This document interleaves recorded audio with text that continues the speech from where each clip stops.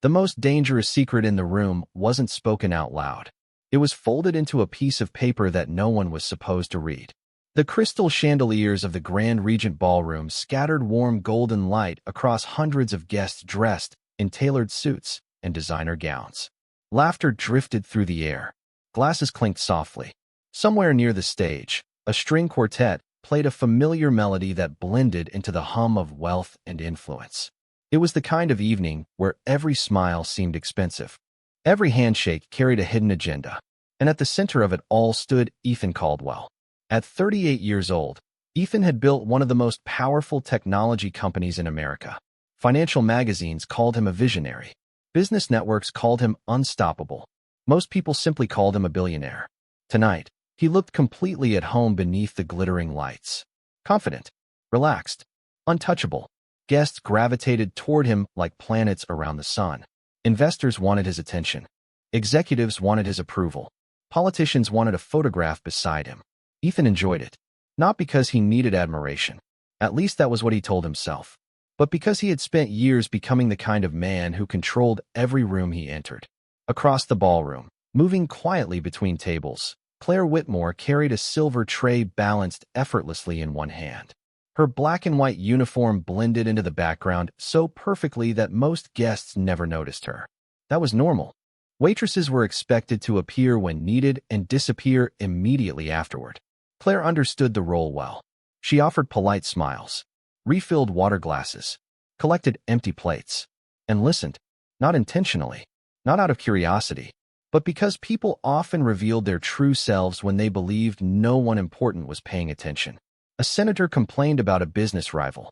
A hedge fund manager bragged about a recent acquisition. A celebrity whispered concerns about declining popularity. Claire heard it all while appearing to hear nothing.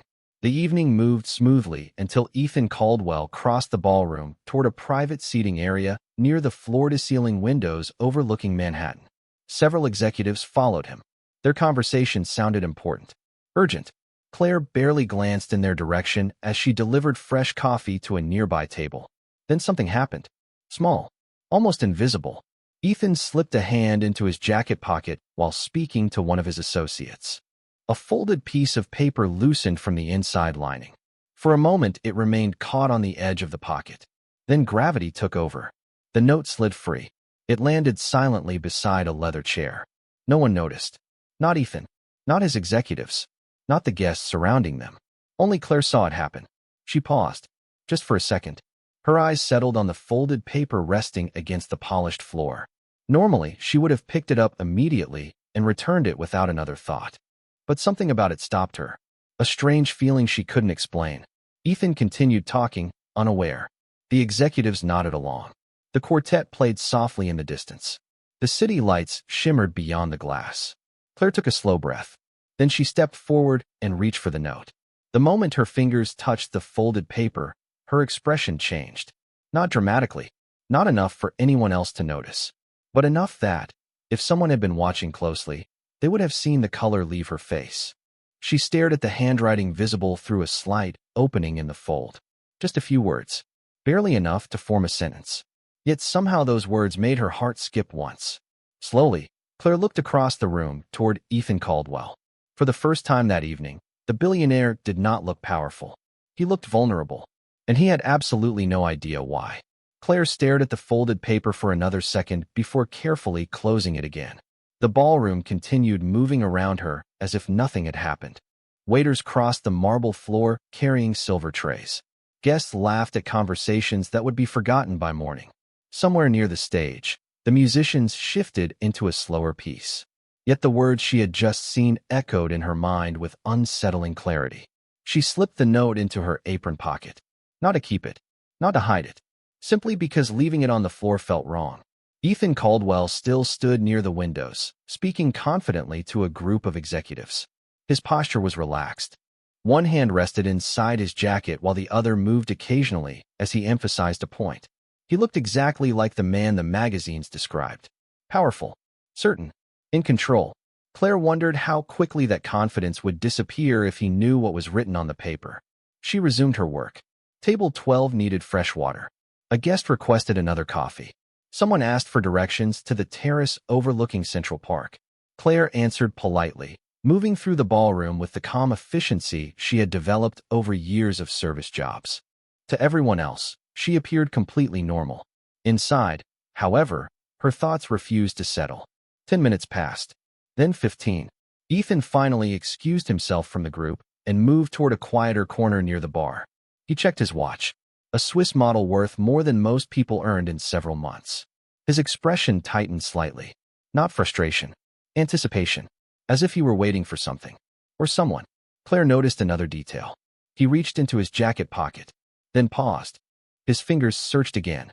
The confidence in his face flickered for the briefest moment. The note was missing. Ethan looked down, checked the inside lining, then the outer pocket. His movements remained subtle enough that most people would never notice. Claire noticed. People always revealed themselves during unexpected moments. The powerful revealed anxiety. The confident revealed doubt. The calm revealed fear. Ethan searched one final time before lowering his hand. His smile returned almost instantly. Anyone watching would assume nothing was wrong. But Claire had already seen the truth. He knew something was missing. The question was whether he understood how important it was. Across the room, one of the executives approached him. The two exchanged a few words. Ethan nodded, smiled, even laughed lightly. Yet his attention seemed divided now. Distracted, Claire removed the folded paper from her pocket and glanced at it once more. The handwriting was elegant, deliberate, written by someone educated and careful. Most people would focus on the message itself. Claire did not. Her attention remained fixed on a tiny detail near the bottom corner. A mark so small it looked accidental. A faint blue dot beside the signature line. To everyone else, it meant nothing. To Claire, it changed everything. She had seen that mark before. Years ago. In a different life. In a different city. A memory she had spent a long time trying to forget suddenly returned with uncomfortable clarity. Her heartbeat quickened. Not because she was afraid. Because she finally understood what the note truly was. It was not a business reminder. It was not a personal message. And it certainly was not random. It was a warning. Claire slowly lifted her eyes toward Ethan Caldwell. At that exact moment, he looked in her direction. Their eyes met across the crowded ballroom. For a second, neither looked away. Then Claire made a decision. She crossed the room. She stopped a few feet from the billionaire and spoke softly enough that only he could hear. "Mr. Caldwell," she said, "I think the person who wrote that note is trying to save you." The smile disappeared from Ethan's face. For a moment, the sounds of the ballroom seemed to fade. The conversations, the music, the laughter drifting beneath the chandeliers. Ethan Caldwell stared at Claire as though she had suddenly started speaking a language nobody else could understand. His expression remained composed, but his eyes sharpened immediately. "Excuse me," he asked quietly. Claire held the folded note between her fingers. "I said I think the person who wrote this is trying to save you." Ethan glanced at the paper, then back at her. The corner of his mouth lifted slightly. Not quite a smile. More the expression of a man accustomed to hearing strange things from strangers. "Do you normally analyze private documents while serving coffee?" he asked. The question carried no anger, only skepticism, the kind that came naturally to successful people who spent their lives separating facts from assumptions. Claire did not react. "No, then why tonight?" She looked at the note again. "Because tonight, someone wanted you to notice something." Ethan crossed his arms. Around them, guests continued moving through the event without paying attention. Nobody noticed the waitress standing beside one of the richest men in America. Nobody realized that Ethan Caldwell, who could negotiate billion-dollar acquisitions without hesitation, was now giving his full attention to a server in a black uniform. "You are making a lot of assumptions," he said. "Maybe," Claire nodded, "but I am usually careful about which assumptions I make." Ethan studied her face. She looked calm, not nervous, not excited, not impressed by his status. That alone made her unusual. Most people wanted something from him. A photograph, an introduction, an investment, a favor. Claire seemed interested only in the note. "What exactly do you think this means?" he asked. She hesitated. "I cannot tell you yet." Ethan almost laughed. "You cannot tell me?" "Not until I know who gave it to you." "And if I refuse to answer?" Claire handed the folded paper toward him. "Then I suggest you throw it away and forget we ever had this conversation." That answer caught him off guard. She was not trying to prove herself. She was not trying to impress him. If anything, She seemed ready to walk away. Ethan accepted the note. His gaze shifted briefly toward the ballroom windows. Manhattan glittered beyond the glass like a sea of diamonds beneath the night sky. Then he looked back at Claire. You are aware that this sounds ridiculous? Yes. You are aware I have an entire security team? Yes. You are aware I employ analysts who investigate risks for a living? Yes. Ethan tilted his head. Then why do you think you see something they do not? Claire remained silent for a moment. When she finally spoke, her voice softened. Because your analysts are probably looking at the words. Ethan frowned. And you are not. No. Her eyes settled on the tiny blue mark near the bottom corner of the paper. I am looking at who wrote them. Something changed in Ethan's expression. Just slightly. It was not belief. Not yet. But curiosity had replaced amusement. He unfolded the note again and examined the handwritten message. The words appeared harmless. Ordinary. A brief statement regarding a meeting scheduled for the following morning. Nothing alarming. Nothing unusual. Yet now he found himself staring at the small blue mark Claire had noticed. The mark suddenly seemed impossible to ignore. How do you know about this? He asked. Claire looked away toward the crowded ballroom. For the first time since approaching him, uncertainty crossed her face. A memory. An old wound. Something buried beneath years of silence. Because, she said quietly, a long time ago, I worked with someone who used that exact mark whenever they believed a warning would be ignored. Ethan's confidence remained intact. His power remained intact. Yet for reasons he could not explain, the folded piece of paper felt heavier in his hand than it had a few minutes earlier. Claire immediately regretted saying that much. For years, she had built her life around a simple rule. Stay invisible. Ask no questions. Give no explanations. The rule had protected her through difficult years. Through disappointments she rarely allowed herself to revisit. Yet standing beneath the glow of the ballroom lights, she had already revealed more than she intended. Ethan noticed the shift in her expression. He noticed the way her shoulders stiffened slightly, the way her eyes moved away from the note.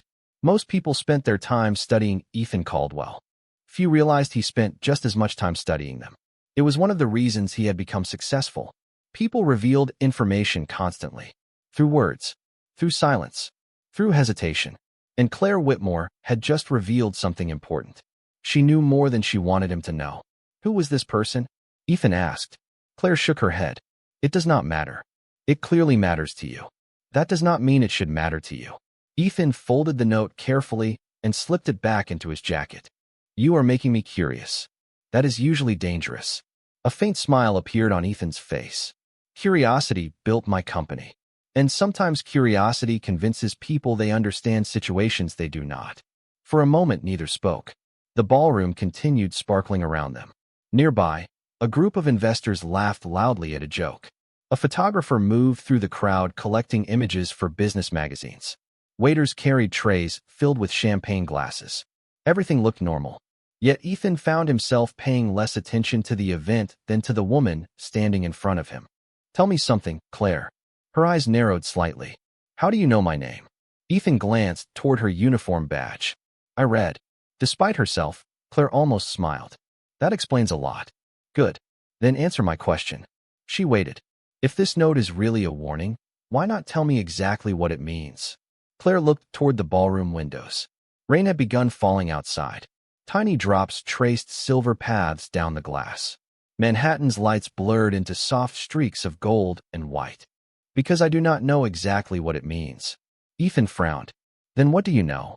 I know whoever wrote it wanted your attention. That is obvious. No, Claire shook her head. If they wanted your attention, they would have handed it to you directly. Whoever wrote this wanted you to discover it yourself. Ethan considered that. The idea was uncomfortable. Not because it sounded impossible. Because it sounded reasonable. He had spent years navigating negotiations where every word carried a hidden purpose. Every message had layers. Every decision concealed motives beneath motives. Suddenly the simple note no longer seemed simple. Who gave it to me? He asked quietly. Claire looked surprised. You do not know? I received dozens of documents every day. She studied him for several seconds. Then something in her expression changed. Not fear. Concern. That is exactly why I think you should be careful.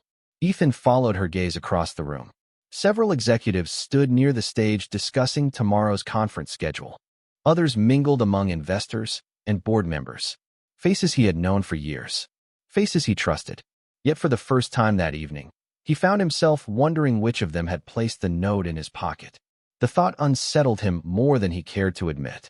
Before he could ask another question, a voice interrupted from behind.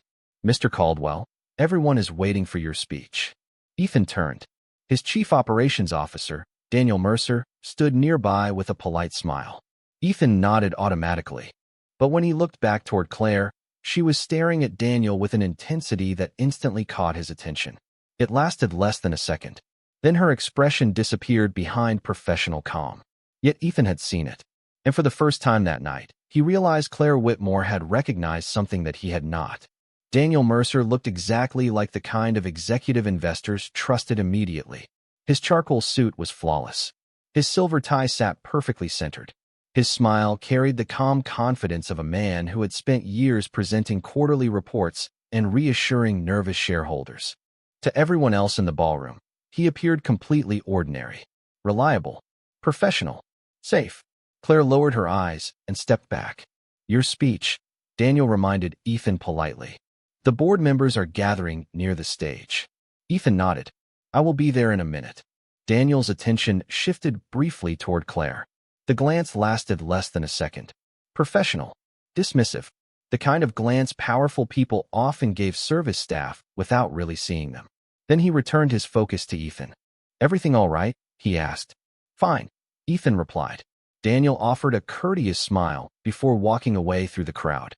Ethan watched him disappear among the guests. Then he turned back toward Claire. "What was that?"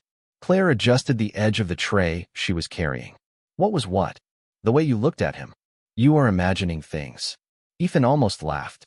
"I build a company by noticing things other people miss." Claire remained silent. That silence was answer enough. Ethan glanced across the ballroom again. Daniel was now speaking with several investors near the stage. Perfect posture, perfect timing, perfect composure. Everything about him appeared normal. Yet Claire's reaction refused to leave Ethan's mind. "Do you know him?" Ethan asked. "No, have you met him before?" "No, then why did you react that way?" Claire hesitated. Her eyes drifted toward the rain sliding down the enormous windows. Outside, the city glowed beneath the storm. Yellow taxi lights moved through the streets below like streams of gold. Because he asked the wrong question. Ethan frowned. "What does that mean?" When he walked over, he asked whether everything was all right. "Yes. Most people would." Claire shook her head. "Not someone responsible for operations." Ethan folded his arms. "Explain." Claire spoke carefully. "If someone important appears distracted before a major speech, an operations executive normally asks whether there is a problem. They want details. They want solutions." He did not ask about a problem. Ethan listened quietly. He only wanted confirmation that everything was fine. So either he already knew there was no problem. Claire paused. Or he already knew what the problem was. Ethan felt something shift inside him. A small movement. Not belief. Not fear. Just enough uncertainty to become uncomfortable. Daniel had worked beside him for almost 7 years. They had traveled together. Negotiated together, built entire divisions of the company together. Ethan trusted him more than most people in his life. Yet trust and certainty were not the same thing. Claire checked her watch. "I should get back to work." "You are leaving?" "I am a waitress, Mr. Caldwell." A faint smile appeared. "People start asking questions when I spend too much time talking to billionaires." Before Ethan could respond, Claire turned and disappeared into the flow of guests. She moved through the ballroom effortlessly, collecting glasses, speaking with guests, becoming invisible once again. Yet Ethan continued watching her. For the first time that evening, he found himself paying less attention to the people who wanted his approval and more attention to the one person who clearly did not care about it. Near the stage, Daniel caught Ethan's eye and raised a hand, signaling that everyone was ready. Ethan nodded automatically. Then his hand slipped into his jacket pocket. His fingers touched the folded note. He removed it once more and stared at the tiny blue mark near the bottom. The mark seemed insignificant, almost accidental. Yet Claire had recognized it instantly. She had recognized Daniel's behavior instantly too. Ethan looked toward the stage where hundreds of guests waited to hear him speak. Normally, he would walk up there without a second thought. Tonight felt different. For the first time in years, The most powerful man in the room was no longer certain he understood what was happening around him. The applause began before Ethan reached the stage. Hundreds of guests turned toward him. Cameras lifted. Smiles appeared. Investors straightened in their seats. The evening had been organized around this moment. Ethan Caldwell was expected to deliver another confident speech about growth, innovation, and the future. Normally, he enjoyed these moments. Tonight, he barely noticed them. He stepped behind the podium and looked across the ballroom. Crystal light reflected from polished glass tables. Rain continued, tracing silver lines across the towering windows behind the audience. Everything looked exactly as it should, yet something felt different.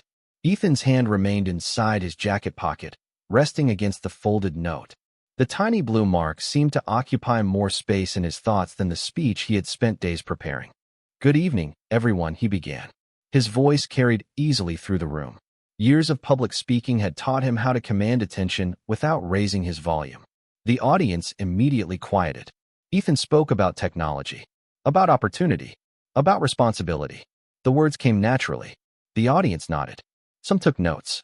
Others smiled at familiar talking points they had heard before. Yet beneath the practiced confidence, part of his mind remained elsewhere. Halfway through the speech, his eyes drifted across the ballroom. He spotted Claire near the back of the room. She was serving coffee to a table of donors. Nothing unusual, nothing dramatic. Yet she seemed more focused on the guests than anyone else. Not socializing, observing, listening, watching.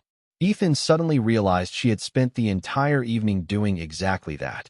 While everyone else chased attention, Claire quietly collected information. The thought lingered. He finished his speech to enthusiastic applause. Investors approached immediately afterward. Board members congratulated him. Reporters requested comments. The usual routine. Yet Ethan found himself looking for opportunities to escape rather than engage. 20 minutes later, he finally managed to step away from the crowd. He moved toward a private hallway connecting the ballroom to a smaller conference area. The noise faded behind him. The quiet felt welcome. Successful speech.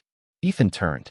Daniel Mercer stood at the end of the hallway holding 2 glasses of sparkling water. "Thank you," Ethan replied. Daniel handed him one. "You seem distracted tonight." Ethan accepted the glass, but did not drink. "Do I?" "A little." Daniel smiled. "I have known you long enough to notice." Ethan studied him carefully. Daniel appeared exactly as he always had. Relaxed, competent, loyal.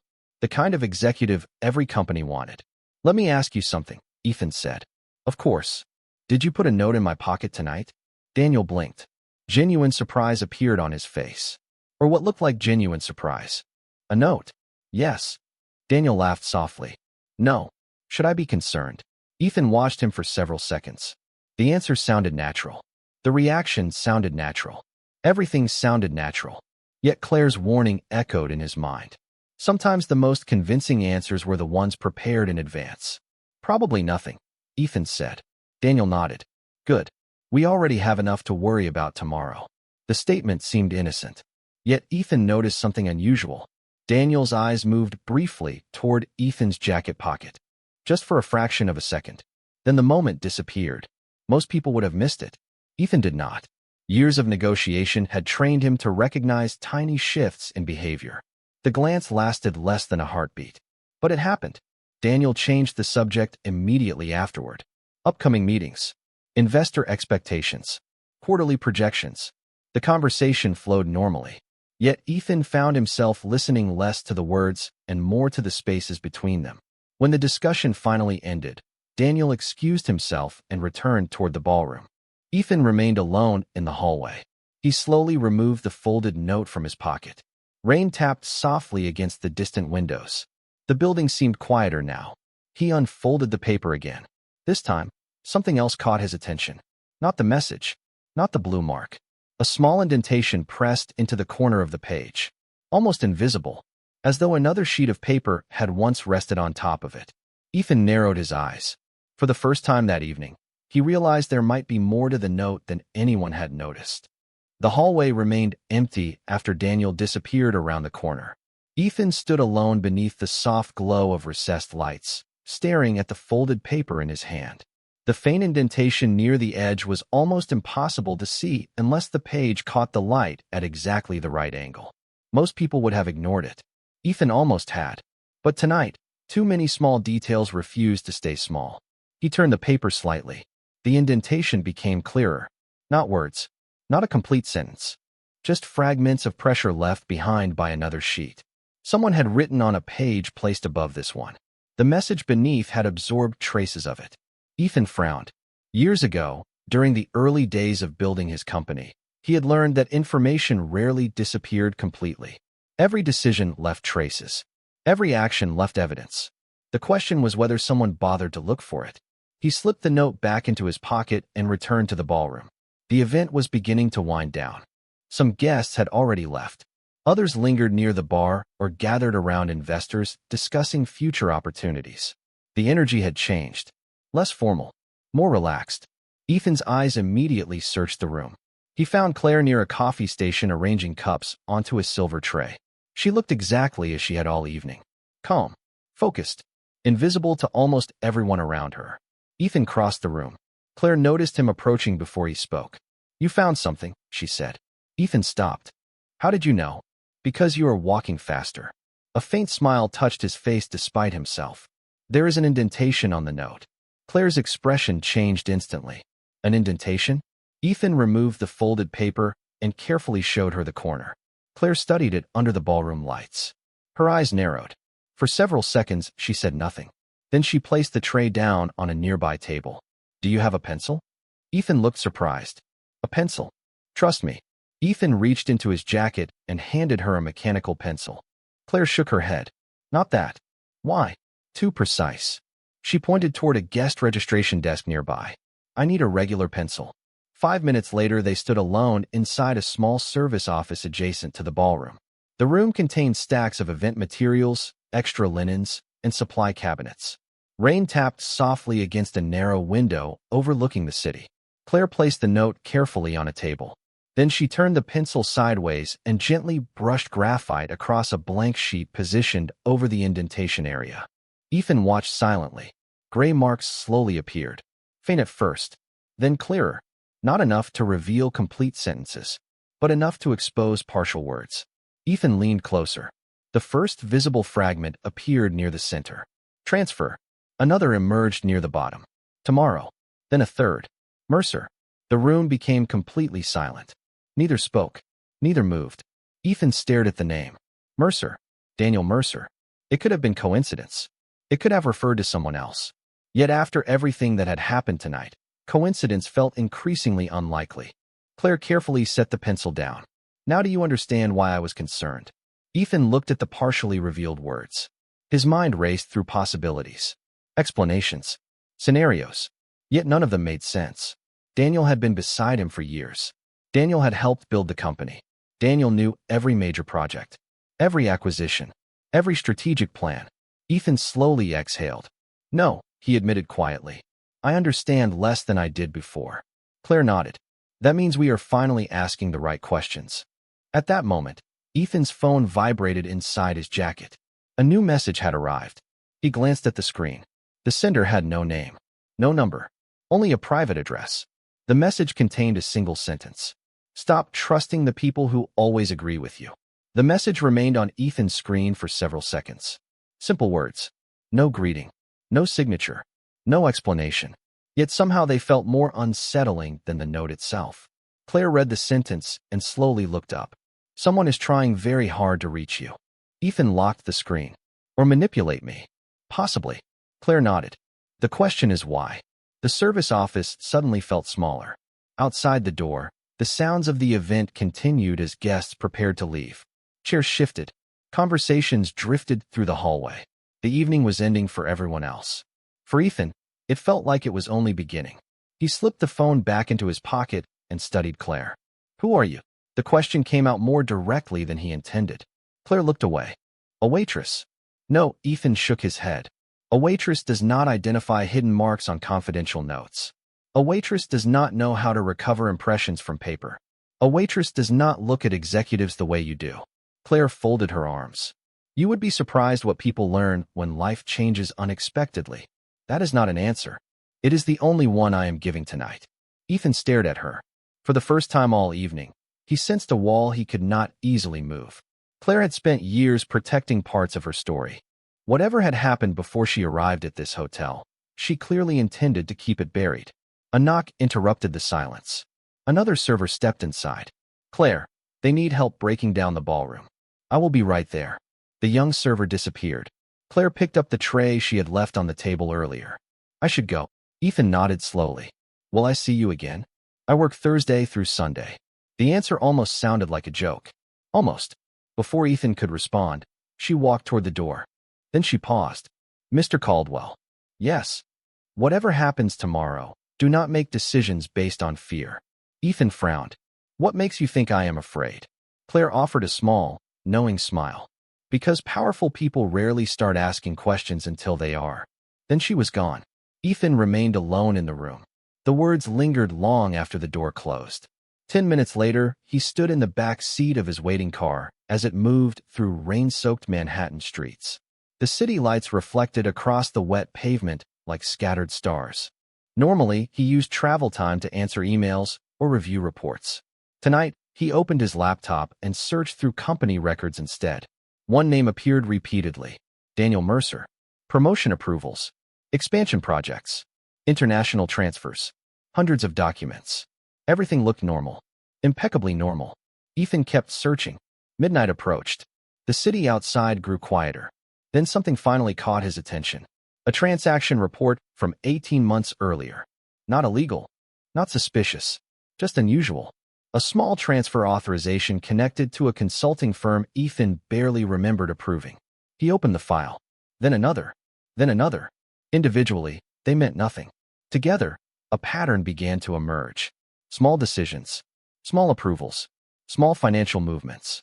The kind nobody questioned because they were too insignificant to notice. Ethan leaned back and rubbed his eyes. A memory surfaced unexpectedly. Years ago, his father had given him advice before Ethan started his first company. Watch the small numbers.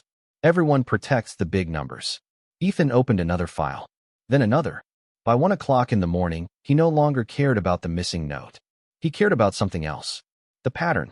Because the deeper he looked, the more he realized one uncomfortable truth. The transactions all seemed to benefit the same group of people, and every path eventually led back to someone he trusted. The rain continued falling outside the car windows as Ethan stared at the screen. Somewhere across the city, Claire Whitmore was probably finishing her shift and heading home. Yet without realizing it, she had already changed the direction of his entire night. And for the first time, Ethan began wondering whether finding the waitress had been the real reason the note ended up in his pocket. The city was beginning to wake when Ethan finally closed his laptop. Dawn painted the skyline in shades of pale gray and gold. Thousands of office lights flickered on across Manhattan. Normally, mornings brought clarity. Today brought questions.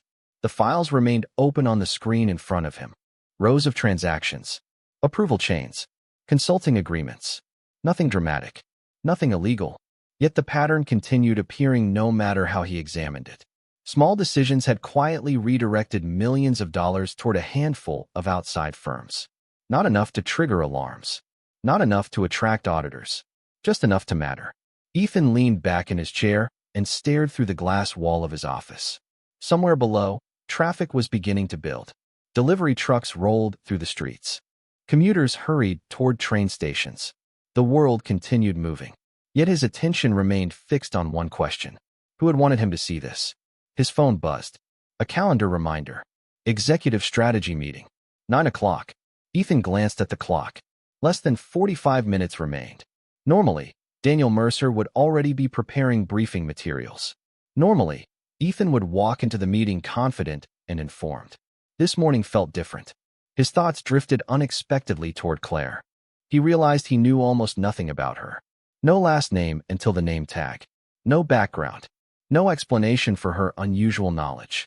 Yet every important discovery since the gala had begun with something she noticed first. Ethan opened a new browser window.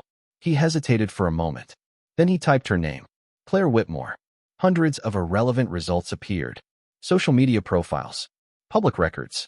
Restaurant listings. Nothing useful. Then one article caught his attention. It was several years old.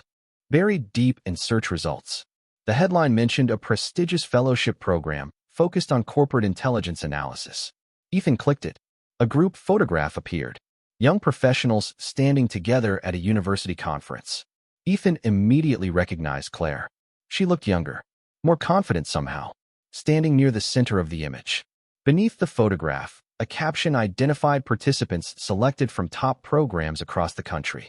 Claire Whitmore was listed among them. Ethan stared at the screen. Corporate intelligence analysis. Suddenly many things made sense. The note, the observations, the questions she asked. But another question immediately replaced the first. Why was someone with that background working as a waitress? A soft knock interrupted his thoughts. His assistant stepped into the office. Mr. Caldwell, everyone is gathering in the conference room. Ethan closed the article. Thank you. A few minutes later, he entered the executive boardroom. Floor-to-ceiling windows overlooked the city. Coffee steamed from expensive ceramic mugs. Presentation screens glowed softly at the front of the room. Daniel Mercer stood beside the display reviewing notes. He looked calm, professional, completely in control. Good morning, Daniel said. Ethan returned the greeting and took his seat. Around the table, executives prepared reports and forecasts. The meeting began normally. Revenue projections, expansion opportunities, market analysis. Then Daniel advanced to the final presentation slide. A proposal.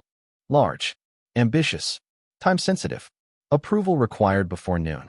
Ethan felt a chill of recognition. One of the consulting firms connected to the unusual transaction pattern appeared on the screen. Daniel smiled confidently. This partnership, he said, could change the future of the company. And for the first time, Ethan found himself wondering whether that was exactly what someone had been trying to warn him about. The room remained quiet as Daniel finished his presentation. Charts filled the screen behind him. Growth projections, revenue estimates, strategic forecasts extending 5 years into the future. Around the conference table, executives nodded with growing enthusiasm. The proposal appeared impressive, perhaps too impressive. Ethan sat silently, reviewing the figures displayed on the screen. 24 hours earlier, he would have approved the partnership without hesitation. Daniel had earned that level of trust over years of consistent results. But trust looked different once doubt entered the room. Questions? Daniel asked confidently. Several executives offered compliments.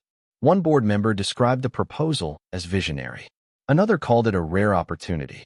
The praise came quickly, almost automatically. Ethan remembered the anonymous message from the night before. Stop trusting the people who always agree with you. He glanced around the table. Every voice sounded supportive. Every reaction sounded predictable. I have a question, Ethan said. The room immediately fell silent. Daniel smiled. Of course. Ethan tapped a document resting beside him. Why was this consulting group selected? Daniel's expression never changed. Because they specialize in international expansion. There are dozens of firms with similar qualifications. Yes. Daniel nodded calmly. But their performance metrics exceed industry averages. Ethan noticed something subtle. Daniel answered quickly, almost too quickly, as though he had anticipated the question. Interesting, Ethan said. He opened another file on the conference screen.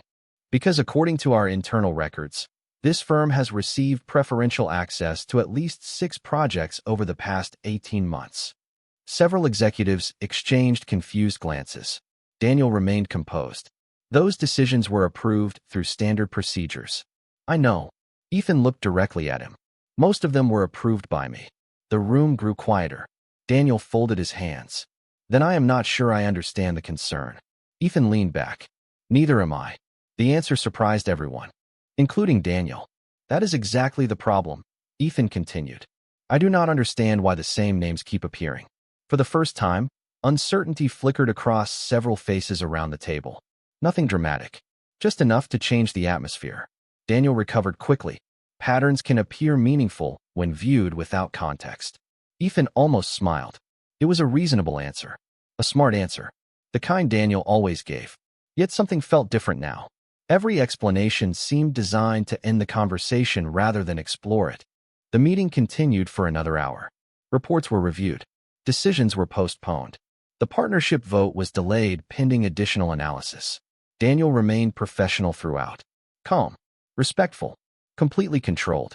Yet when the meeting finally ended, Ethan noticed one detail he could not ignore. Daniel left the room without asking why the vote had been delayed. Not once. not even privately. Most executives would have demanded clarification. Daniel simply accepted it and walked away. That bothered Ethan more than any argument could have. Later that afternoon, Ethan found himself standing outside a small neighborhood cafe several blocks from the hotel where Claire worked weekends. Rain clouds drifted across the city. The air smelled faintly of coffee and wet pavement. He checked the address on his phone, then looked through the window. Claire sat alone at a corner table. A notebook rested open beside a cup of coffee that had long since gone cold. She appeared completely absorbed in whatever she was reading. Ethan stared through the glass for a moment. The billionaire who could command boardrooms full of executives suddenly felt uncertain about a simple conversation. Then Claire looked up. Their eyes met through the window. She did not seem surprised to see him. She simply closed the notebook and said the same words she had spoken at the gala. "You found something, did not you?" Claire waited until Ethan sat down before speaking again. The cafe was quiet compared to the world he normally occupied. No board members, no investors, no assistants hovering nearby. Just the soft sound of coffee machines and rain tapping against the windows. Ethan removed his jacket and placed it across the empty chair beside him. For the first time in a long time, he looked tired. Not physically, mentally. Like a man who had spent years trusting a map only to discover it might be pointing in the wrong direction. Claire noticed immediately. "You delayed the vote." Ethan looked surprised. "How did you know that?" Claire lifted an eyebrow. "You would not be here otherwise." Ethan almost laughed. "You really do see things other people miss." "No." Claire wrapped both hands around her coffee cup. "I just pay attention when everyone else stops paying attention." Ethan leaned forward. "I found the pattern." Claire remained silent. "The transactions, the approvals, the consulting firms. Individually, they mean nothing. Together, they mean something." Claire nodded slowly. "And Daniel?" Ethan stared through the rain-streaked window. "I do not know." The answer sounded heavier than he expected. "Part of me thinks I am being paranoid. Another part thinks I should have asked these questions years ago." Claire looked at him carefully. Then she opened the notebook resting beside her. Ethan noticed pages filled with handwritten notes, diagrams, and observations. Claire turned to a blank page. "Tell me something." "What?" "When was the last time someone disagreed with you?" Ethan frowned. "People disagree with me all the time." "No." Claire shook her head. "When was the last time someone disagreed with you and kept disagreeing after you pushed back?" Ethan opened his mouth, then stopped. The answer did not come easily. Claire waited. "I am serious," she said. "Think about it." Several seconds passed. Then Ethan looked away. That alone was answer enough. Claire closed the notebook. "Power changes information." What does that mean? It means the higher people climb, the less truth reaches them. Ethan listened quietly. People stop bringing bad news. They stop asking difficult questions.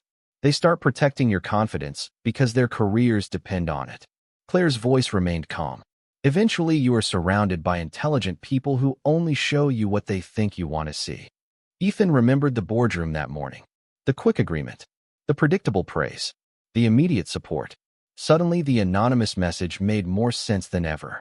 Stop trusting the people who always agree with you. You learned this from corporate intelligence. Ethan asked. Claire smiled faintly. I learned it from watching organizations fail. Ethan studied her. Why did you leave? The question hung between them. For a moment, Claire said nothing. Then she looked out at the rain. Because I warned people about something important once. Her voice softened. And nobody listened. Ethan felt a chill. What happened? Claire met his eyes. Exactly what I said would happen. Silence settled over the table. Neither spoke. Outside, the rain continued falling across Manhattan.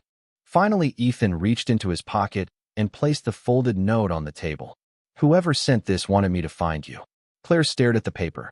Then, for the first time since they met, genuine surprise appeared on her face. Because written faintly beneath the recovered indentation, almost invisible unless viewed from the right angle, was a single word neither of them had noticed before. Whitmore. Claire stared at the word for several seconds without speaking. The sounds of the cafe seemed distant now. Cups clinked softly. Customers came and went through the front door. Rain continued sliding down the windows. Yet neither of them noticed. Ethan watched her carefully. You recognize it? Claire finally nodded. Yes. Her voice was quieter than before. Because I know who wrote it. Ethan leaned forward. Who? Claire looked down at the note. Professor Samuel Hartwell. The name meant nothing to Ethan. Claire continued. He led the fellowship program where I trained.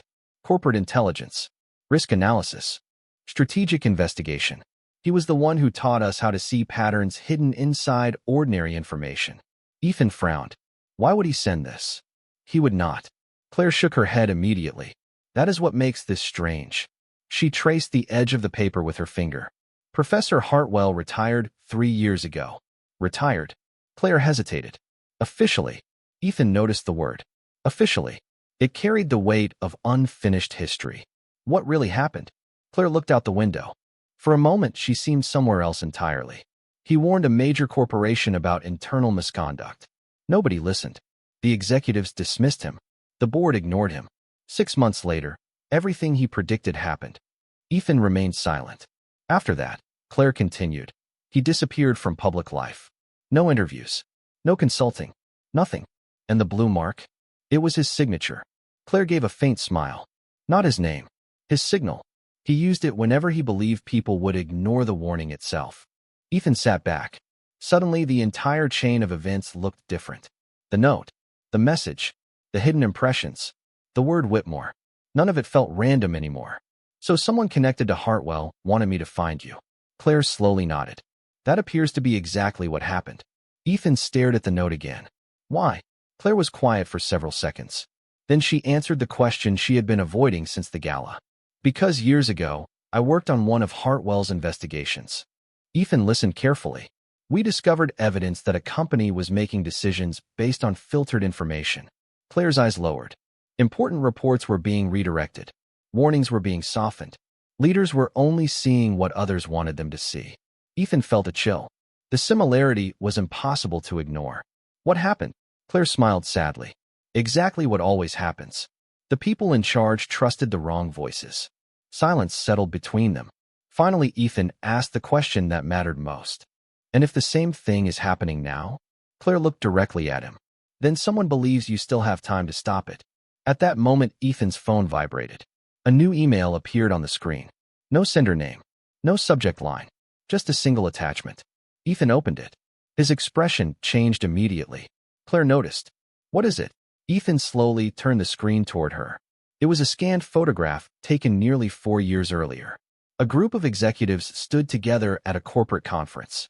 Daniel Mercer was in the center. Beside him stood several consultants connected to the transaction pattern. And near the edge of the photograph stood a man Claire recognized instantly.